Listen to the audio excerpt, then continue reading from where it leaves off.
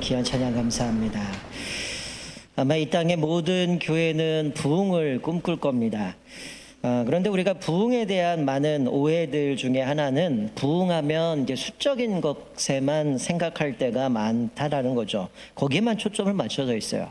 마틴 로이드 존스라는 목사님은 부흥이라는 책에서 부흥을 이렇게 정의를 내립니다. 부흥은 1차적으로 교회를 소생시키기 위함이다. 그 다음에는 바깥 세상의 관심을 끌어 사람들이 인도함을 받아 구원을 받게 하려는 것이다. 그러니까 이분은 부흥에 대해서 정의를 두 가지로 내린 거죠. 내적인 측면, 외적인 측면으로 두 가지로 보여주고 있는데, 우리가 오늘 본문의 말씀을 가지고 부흥하는 교회의 특징을 두 가지를 좀 살펴봤으면 좋겠습니다. 자, 첫 번째는 내적인 변화라고 이야기를 했는데요. 오늘 이 초대교회의 모습에 부흥하는 첫 번째 특징은 내적으로 이들은 하나가 되었다는 겁니다. 여러분, 유대인들은 혈연 중심의 사회입니다. 특별히 우리는 아브라함의 혈통이다, 우리는 하나님의 택하신 선민이다라는 프라이드로 똘똘 뭉친 사람들이 유대인들이었습니다.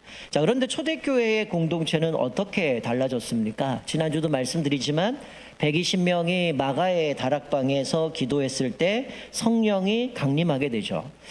그리고 그들이 각종 방언을 하기 시작을 합니다. 성령의 능력을 따라서 각종 방언을 하게 되고, 그들이 이 베드로의 설교를 통해 마음의 찔림을 받게 되고, 그들이 회개하고 3,000명이 세례를 받게 되어집니다. 그래서 공동체가 갑자기 120명에서 3,000명이 넘어가게 되죠. 자, 그런데 그 공동체는 2장 말씀에 보면 이 방언을 할 때에 각종 사람들이 자기 난고 방언으로 들렸다라고 얘기를 해요. 그러니 그 사람들이 각각의 지역에서 다양한 사람들이 모여들었는데 그들이 회개하고 세례받고 한 공동체가 되었다는 거예요. 자, 그런데 놀라운 일은 오늘 본문 32절에 보니까 뭐라고 기록해요? 믿는 무리가 한 마음과 한 뜻이 되었다라고 말씀하죠. 우리는 유대인 혈통, 또 우리는 아브라함의 자손, 또 우리는 선민, 이게 아니라 이들은 한 마음과 한 뜻이 되었다라고 말씀해요. 공동체 안에 다양한 사람들이 있으면 소위 끼리끼리 나뉘게 되어져요. 그런데 오늘 공동체는 갑자기 숫자가 120명에서 3,000명이 넘어가고, 사도행전 살펴보면 또 5,000명이 회개하고 점점 숫자가 늘어나는데, 이들의 공통점은 한 마음과 한 뜻이 되었다라는 것이죠. 여러분, 이 한 마음과 한 뜻이 되었다라는 의미는 사실 우리가 공동체가 영적으로 연합되었다라고 말씀하는 건데요. 사실은 오늘 읽은 본문 앞부분에 올라가면 여러분, 지난주에 나눴던 말씀이 어떤 내용입니까? 베드로와 요한이 성전 미문에서 날 때부터 걷지 못하는 사람을 고쳐준 사건이 나오죠. 내가 은과금은 없지만 내게 있는 것으로 내게 주노니 나사렛 예수의 이름으로 일어나 걸으라. 그 사람이 일어나서 성전에 뛰어들어가면서 하나님을 찬송하고 예배하는 모습 가운데 그 이후의 사건은 사도들이 붙들려 갑니다. 그래서 공회에 잡혀가서 이제 거기서 기적적으로 그들이 풀려나게 되고 돌아오게 되어지는데, 우리가 오늘 읽은 본문 바로 앞에 보면 그런 얘기가 나와요. 이들이 하나님 앞에 기도합니다. 하나님, 이들의 위협들을 하감시켜 주시고 우리가 담대하게 복음을 증거하게 해 주옵소서. 이렇게 기도를 다 마쳤을 때에 진동이 일어나고 성령에 충만하여 이들이 담대히 복음을 증거했다, 이렇게 기록하고 있는데, 바로 이어서 나오는 게 뭐예요? 믿는 무리가 한 마음과 한 뜻이 되었다. 단순히 교회 다니니까 이들이 공동체로 한 멤버가 됐다, 이 차원이 아니라 이들은 어디까지 간 겁니까? 예수를 전하는 데에 내가 목숨을 내어놓는 그 자리까지도 복음을 증거하기 위해서 그들이 위협이 있지만 한 마음과 한 뜻을 가지고 복음을 담대히 증거하겠다는 그 고백 가운데 이들은 영적으로 연합되었음을 말씀해 주는 거죠. 여러분, 이런 얘기가 있잖아요. 전쟁에서 적을 이기는 것보다 자기 편끼리 하나 되는 게 더 힘들다. 여러분, 어떻게 보면 대한민국이 그런 것 같아요. 지금 남과 북이 여전히 갈라져 있고 전쟁 중에 있지만 별로 인식을 못하고 있는데, 오늘도 뉴스 보니까 북한에서 또 풍선 보내고 있는데, 여러분, 지금 북한에도 비 피해가 난리가 났는데 이 양반들은 지금 뭐 하고 있어요? 비 피해가 났으면 그거나 빨리 해결할 생각 안 하고 풍선 날려서 뭐 하겠다고 지금 그러고 있는지 모르겠는데, 그런데 정작 우리끼리는 어떻습니까? 하나 되기가 더 힘들어요. 여전히 이념, 지연, 학연 여러 가지로 똘똘 뭉쳐서 서로 나눠져 있죠. 어제 같은 편이 오늘은 뭐 배신자가 되어 있고, 요즘 매스컴 보면 가족들 가운데 뭐 여러 가지 법정 분쟁이 일어나는, 뭐 가족끼리도 서로가 하나 되지 못하는 모습들을 많이 보게 되는데, 그런데 이 초대교회는 갑자기 폭발적으로 성장하면 문제가 당연히 따라가겠죠. 뭐 주도권 싸움도 있고 여러 가지 있겠죠. 그런 것이 전혀 없이 한 마음과 한 뜻을 가지고 오로지 예수를 증거하는 일에, 또 하나님 앞에서 우리를 부르신 은혜 가운데 이들은 믿음으로 달려가는 모습을 봅니다. 여러분, 예수님도 마지막 십자가에 죽기 직전에 제자들을 향해서 하나님 앞에 기도합니다. 뭐라고 기도해요? 이들이 하나 되게 해주십시오. 요한복음 17장 21절 이렇게 말씀해, 아버지여, 아버지께서 내 안에, 내가 아버지 안에 있는 것 같이 그들도 다 하나가 되어 우리 안에 있게 하사 세상으로 아버지께서 나를 보내신 것을 믿게 하옵소서. 뭐라고요? 이 제자들이 하나님 앞에서 하나 되게 해달라는 거예요. 하나님이 나를 보내신 것을 이들이 믿게 해달라는 거죠. 여러분, 수많은 교회가 수적인 부흥을 경험했어요. 근데 왜 무너집니까? 하나 되지 못해서 무너진 교회가 너무 많다는 거예요. 예수님도 이것을 너무나 잘 아셨기 때문에 이것이 중요한지 하나됨을 위해서 기도했다라는 것이죠. 많이 모인다고 부흥했다고 생각하면 안 된다는 거예요. 그 안에 정말 그들이 영적으로 연합되어져 있는가? 소위 많이 모였다고 부흥한다면 여러분, 이단들은 부흥한 겁니까? 아니잖아요. 그 안에 영적인 연합 가운데 성령의 충만한 가운데 가야 돼. 잘못된 이념들로 똘똘 뭉쳐 있는 거 아닙니까? 부흥은 공동체가 한 마음과 한 뜻이 되는 거죠. 우리가 2장 46절에 보면 날마다 마음을 같이하여 떡을 떼고 교제하고 기도하는 일에 힘쓰니라. 또 4장 32절에 보면 믿는 무리가 한 마음과 한 뜻이 되어라고 얘기를 하죠. 이게 바로 부흥하는 교회 특징이라는 거죠. 한 마음과 한 뜻. 그것은 내가 심지어는 복음 증거함에 있어서 핍박받는 것까지도 감안하면서 한 마음을 가지고 주님을 섬기겠다라는 그 믿음의 각오 가운데 영적인 연합을 이룬다는 거죠. 그래서 성도들이 한 사람 한 사람 이기심 없는 마음으로 교회의 영적 연합을 이루었다는 겁니다. 우리 천산의 모든 성도님들은 이기심 없는 마음으로 한 마음과 한 뜻으로 또 주님을 또 섬김의 영적 연합 가운데 하나님의 나라를 온전히 이루어 가시기를 주님의 이름으로 축원드립니다. 자, 두 번째로 부흥하는 교회의 특징은 뭐냐면 외적으로 사람을 살리는 사역을 합니다. 여러분, 초대교회는 사람을 살리는 사역을 했어요. 초대교회가 외부에서 볼 때 신자들의 엄청난 삶의 방식들을 보고 충격을 받습니다. 이들이 서로 보살피고 서로 나누고 또 그들이 재산을 팔아서 네 거 내 거 할 것 없이 필요를 따라 나눠주는 모습, 그들이 어떻게 사랑하는지 그 모습을 보고 이들은 충격을 받습니다. 여러분, 영적으로 연합되어지니 그 다음 이들이 바뀐 게 뭐예요? 그들의 물질관이 바뀌었어요. 즉, 한 마음이 되어 모든 물건을 통용하고 자기 재물을 내 거라고 주장하는 사람이 없고 필요를 따라서 어려운 사람들을 위해서 그것을 기꺼이 나누어 줬다는 거예요. 이기심 없는 마음이 물질관을 바꿔버렸다는 거죠. 여러분, 이런 얘기가 있죠. 지갑이 회개해야 진정한 회개다. 무슨 얘기예요? 재물관이 바뀌어야 된다는 거죠. 그 전까지는 이 사람도 어땠을까요? 여전히 내가 소유하고 더 많이 가져야 되고 이런 생각을 가졌을 텐데 물질관이 변화되니까 어떡합니까? 물질의 주인은 하나님이시기 때문에 이 물질이 지배하는 만몬의 시대에 얼마나 많은 사람들이 무너져요. 근데 이들이 성령 충만함 가운데에 만몬이 지배하는 시대에 물질관이 바뀝니다. 더 가져야 살아날 수 있고, 어쩌면 이들은 예수를 믿는다라고 했을 때에 자기가 이제는 더 이상 경제활동도 할 수 없고 유대인들만의 똘똘 뭉쳐져 있는 그들의 아집 때문에 더 이상 내가 어떻게 살아갈 수 없는 상황이지만 그럼에도 불구하고 여전히 핍박도 당해요. 복음 전하다가 사도들이 갇히게 되고 또 핍박을 받음에도 불구하고 그들은 하나님 앞에 기도합니다. 우리가 담대히 복음을 증거하게 해주십시오. 그래서 그들이 한 마음과 한 뜻을 가지고 기도할 때 성령 충만합니다. 그리고 그들이 자기도 힘들지만 자기의 물질을 내어줌을 통해서 그 공동체가 함께 회복해가는 모습을 보게 되는 거죠. 초대교회는 넉넉한 삶이 아니었어요. 사실 이 당시에는 우리가 고린도 교회도 그렇고 마찬가지로 어떻습니까? 예수를 믿는다고 했을 때는 경제적인 모든 활동들 포기해야 됩니다. 여러분, 아랍권에서도 예수 믿는 사람들은 내가 개종하면 그 다음은 가족에서부터도 추방당하게 되고 모든 경제활동을 포기해야 되는데도 예수 믿는다고 내가 모든 걸 포기하고 나아가는데, 이 초대교도 마찬가지였어요. 넉넉하지 않잖아요. 이제는 언제 내가 예수 믿으면 감옥에 잡혀갈지 모르는 상황, 그리고 내가 경제활동 할 수 없고, 어쩌면 이것이 내 목숨을 유지할 수 있는 그런 유일한 상황이었음에도 불구하고 이제 이들은 내 것 네 것 할 것 없이 자기의 재산을 팔아서 필요를 채워주고 함께 세워가는 그런 공동체로 세워갔다는 거예요. 예수님도 그런 말씀하셨잖아요. 내 재물이 있는 곳에 내 마음이 있다. 초대교회 가장 큰 변화의 표식 중에 하나는 물질 간의 변화예요. 여러분, 우리가 사복음서에서 예수님이 복음을 전하실 때 물질 간의 변화됐던 사람이 있죠. 대표적인 사람이 삭개오입니다. 삭개오는 뭐 하는 사람입니까? 세리장. 남에게 세금을 뜯어내서 몇 배로 걷어들여서 자기 배를 채우던 사람이 예수를 만나고 났더니 어떻게 됐어요? 자기 재산을 팔아서 어떻게 가난한 사람 나눠줍니다. 내가 남의 것을 등쳐서 먹었다면 내가 4배로 갚겠습니다. 오히려 자기 재산을 이제는 바꿔서 나눠주죠. 근데 정반대에 또 사람이 있죠. 나는 태어날 때부터 율법을 다 지켰습니다. 내가 어떻게 하면 영생을 얻으리까 부자 청년이 찾아옵니다. 예수님이 뭐라고 말씀하셔요? 네 재산을 팔아서 가난한 사람에 나눠주라. 그랬더니 심히 고민하고 돌아갔다라고 얘기를 합니다.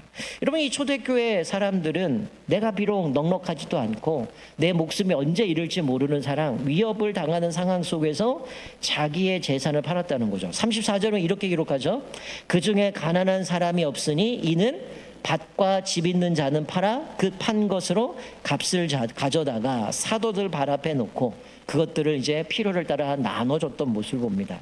여러분, 가난한 사람이 없다라는 건 물질만이 아닐 거예요. 가진 것 없지만 마음이 따뜻해지고 부자된 것 같은 느낌을 받을 때가 있잖아요. 자신을 위해서 시간을 내주고 자기를 위해서 마음을 내어준다면 그 공동체는 그것을 통해서 우리가 살아날 수 있다라는 거예요. 예전에 제가 알던 목사님이 미국에서 목회하시던 분인데 지금은 이제 한국에 들어와 티칭 사역을 하는데, 이분이 그런 얘기를 하더라고요. 자기가 미국에 있을 때 옆에 집에 사는 분은 이단에 속해 있는 사람이었는데 그 사람이 장례가 났어요. 근데 그 공동체가 하는 모습을 보면서 적지 않은 충격을 받았다고 얘기합니다. 그러니까 이분의 가정에서 뭔가 장례가 나서 좀 어려운 일이 벌어졌는데, 장례가 끝나고 나서 우리식으로 얘기하면 아마 구역 식구들이었을 것 같아요.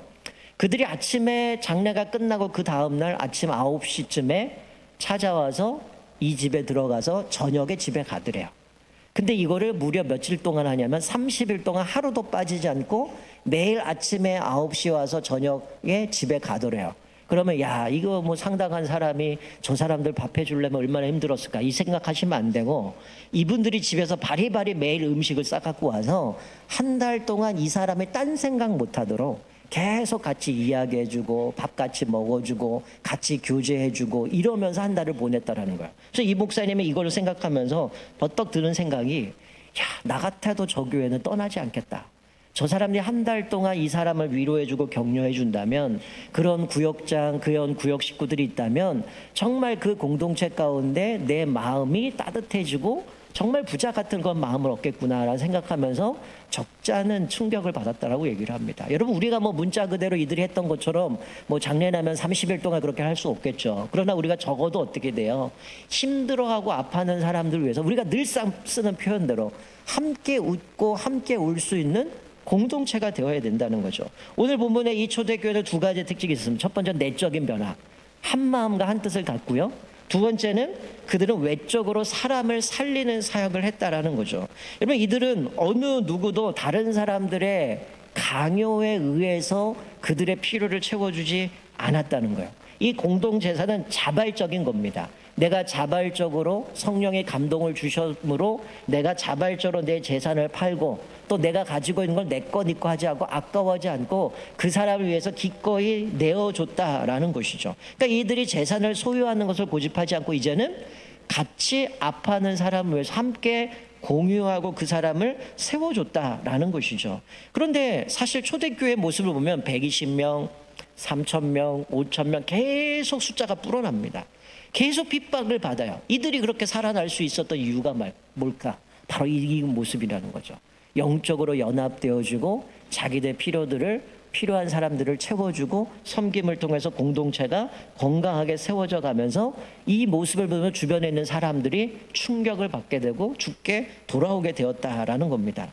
여러분, 어쩌면 우리가 회복해야 될 한국교회의 모습 아닙니까? 이 땅에 기독교가 들어왔을 때 의술이 들어왔고 교육이 들어왔습니다.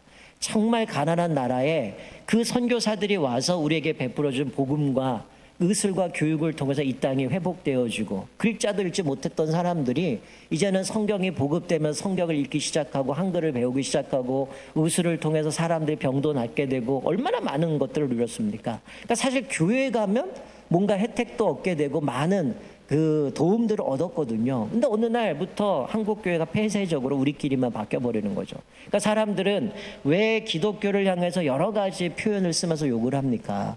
적어도 우리를 향한 기대가 있거든요. 예수 믿는 사람이라면 정말 예수 믿는 사람이 좀 우리랑 달라야 되지 않나? 우리보다는 좀 더 관용이 있고 뭔가 이래야 되지 않나? 그런데 어느 순간 보니까 더 이기적이고 자기들끼리만 있는 모습을 보면서 많은 사람들 우리를 향해서 실망하고 있는 거거든요. 근데 오늘 초대교회의 모습은 어떻습니까?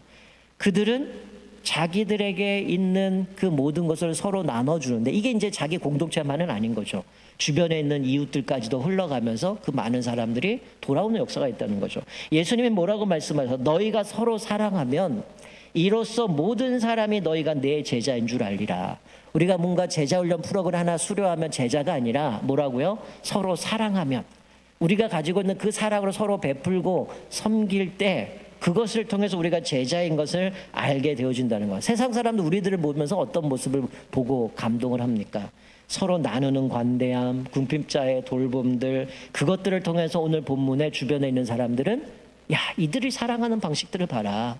저들이 저렇게 핍박을 받는데도 변함없이 저렇게 사랑하는 모습들을 봐라. 뭔가 다르지 않는가? 그 내면을 들어갈 때에 그들에게는 분명한 성령의 능력 가운데 그들이 그렇게 살아갈 수 있었다라는 것이죠. 여러분, 우리가 이런 초대교회의 모습을 회복하기 위해서 우리가 가장 먼저 해야 될 게 뭘까요? 성령 충만함입니다.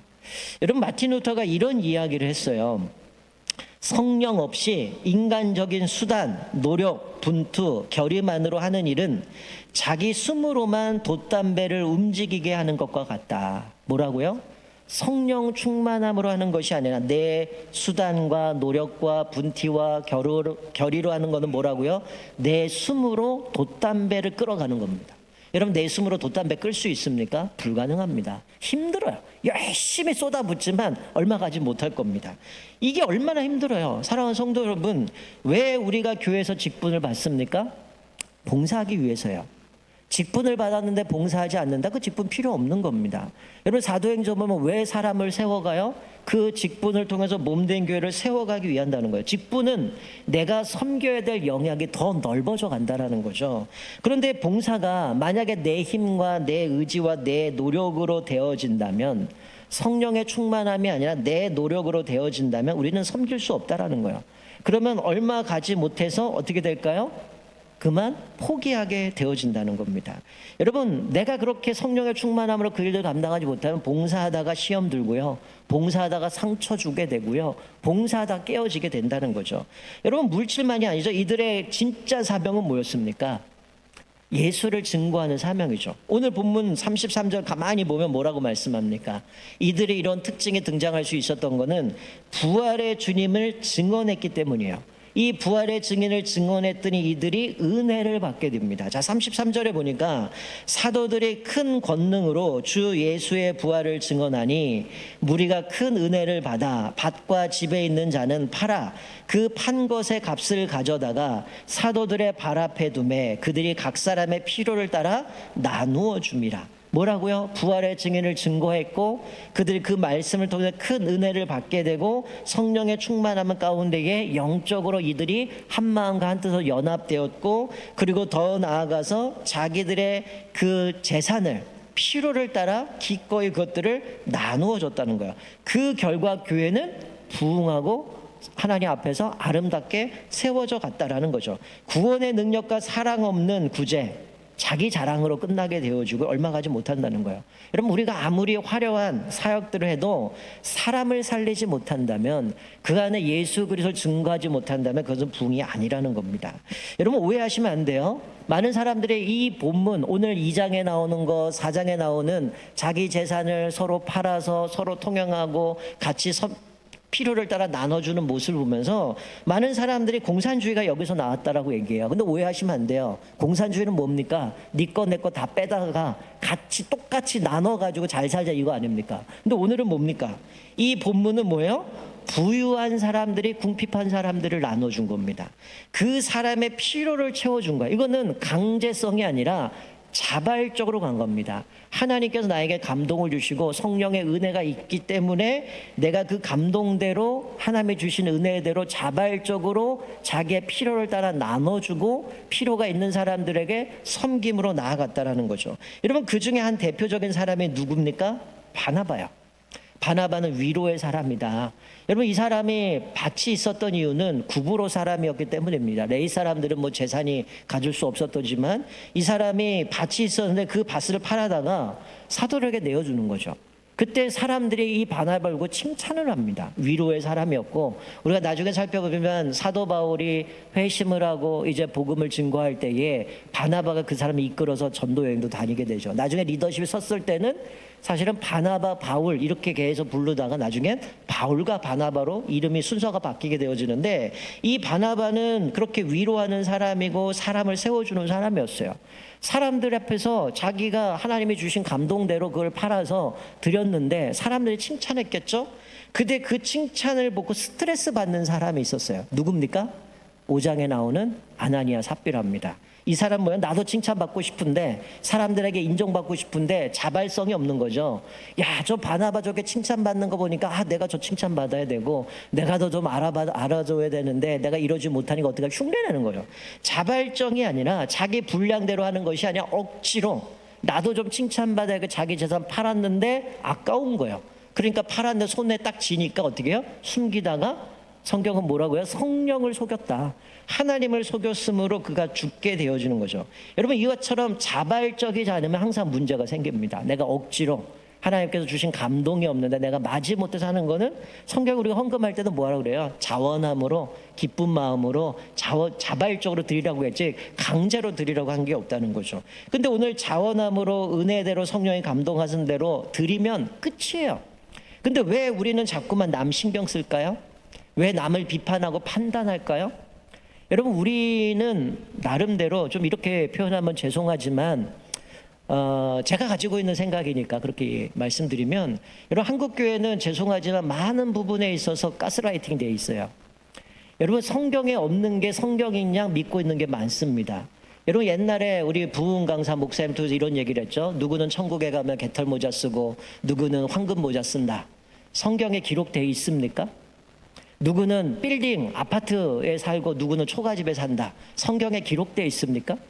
성경이 그렇게 얘기하고 있지 않거든요. 근데 왜 그런 얘기를 합니까? 우리로 하여금 뭔가 봉사하고 섬겨야 되는데 내가 많이 하면 더 복을 많이 받고 내가 덜하면 복을 덜 받는 이런 생각을 우리 안에 심어준 겁니다. 여러분, 성경은 뭐라고 얘기해요? 나에게 주신 은사와 달란트를 가지고 하나님께서 자원하는 마음으로 봉사하면 상급을 주신다고 말씀해요. 많이 봉사하면 상급 많이 주고 덜 봉사하면 상급 덜 준다고 얘기합니까? 여러분, 달란트 비유에 5달란트, 2달란트, 1달란트 받은 사람이 있죠?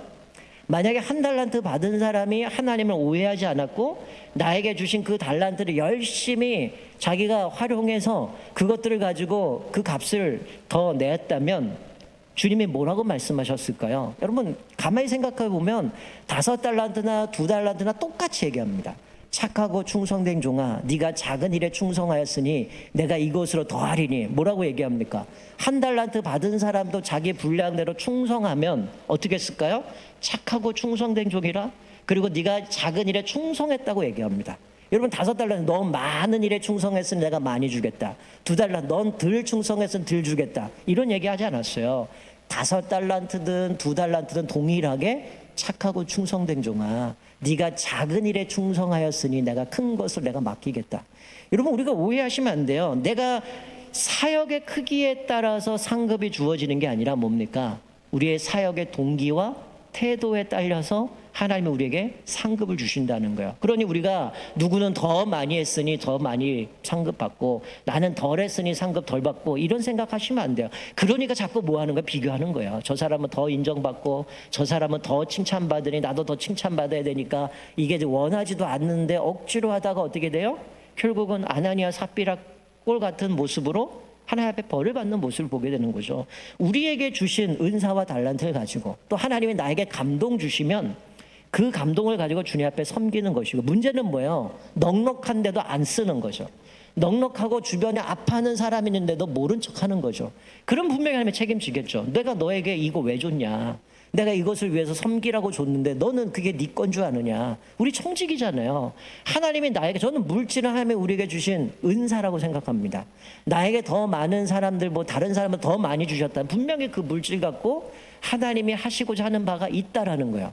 내가 물질만이 아니라 다른 사람보다 더 다른 것들을 더 주셨다면 분명히 그것을 통해서 우리가 하나님께서 하기 원하신 것들이 있다라는 거예요. 근데 그것이 오로지 나에게만 초점이 맞춰져 있고 내 배부르고 내 삶을 위해서만 주어진다면 하나님이 그거 주실 이유가 없겠죠. 그런 사람 분명히 우리가 책망하시겠습니다. 그러나 오늘 본문의 말씀, 이 초대교회 모습 어떻습니까? 비록 자기들도 힘들었어요. 언제 잡혀갈지 모릅니다. 그러나 이들이 성령에 충만할 때 그들이 부활의 증인을, 주님을 선포하게 되고 큰 은혜를 입게 되고, 그래서 그들이 영적으로 하나 되어지고 이제는 자기 재산을 내 거다 네 거다 아까워하지 않고 함께 필요를 따라 나눠줌으로 인하여서 가난한 사람이 없었다라고 말씀하고 있습니다. 여러분, 우리가 오늘 본문의 말씀을 통해서 나의 섬김이 필요한 사람은 누구일까요?